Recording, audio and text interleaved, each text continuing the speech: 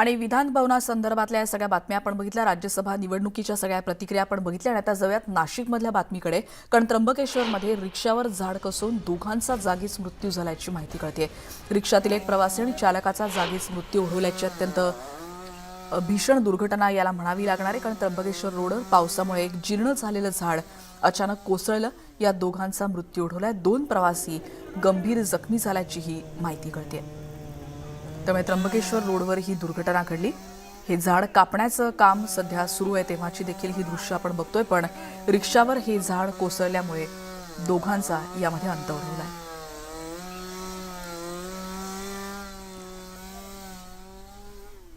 आणि या संदर्भात आपण अधिक माहिती घेणार आहोत. लक्ष्मण घाटोळ आमचे प्रतिनिधी आता आपल्या सोबत आहेत. लक्ष्मण, भीषण दुर्घटना आहे ही आणि अधिक काही माहिती या संदर्भातली कळू शकली आहे का? कारण पावसाच्या आधी अशा झाडांची काळजी घेऊन त्यांचं संवर्धन करण्यासाठी त्यांना कापलं देखील जात असतं, पण या संदर्भातली आणखीन काही माहिती कळू शकली? खरं तर या अपघाताची दृश्य बघितल्यानंतरच हा अपघात किती भीषण आहे हे सांगण्यासाठी पुरेसं आहे.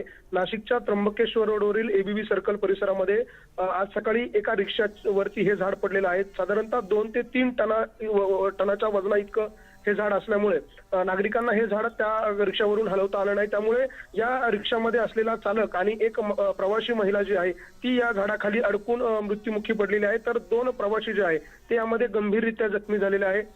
सकाळी साधारणतः 9:30 वाजेच्या दरम्यान हा अपघात घडलेला आहे.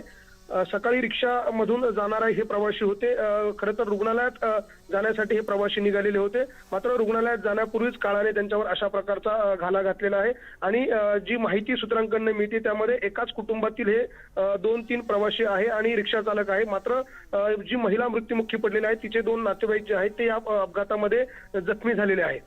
धन्यवाद लक्ष्मण या सगळ्या माहितीबद्दल. रिक्षावर झाड कोसळल्यामुळे या रिक्षा चालकाचा आणि रिक्षामध्ये बसलेल्या एका महिलेचा मृत्यू ओढवला आणि 2 जण यामध्ये गंभीर जखमी झाल्याची माहिती कळते.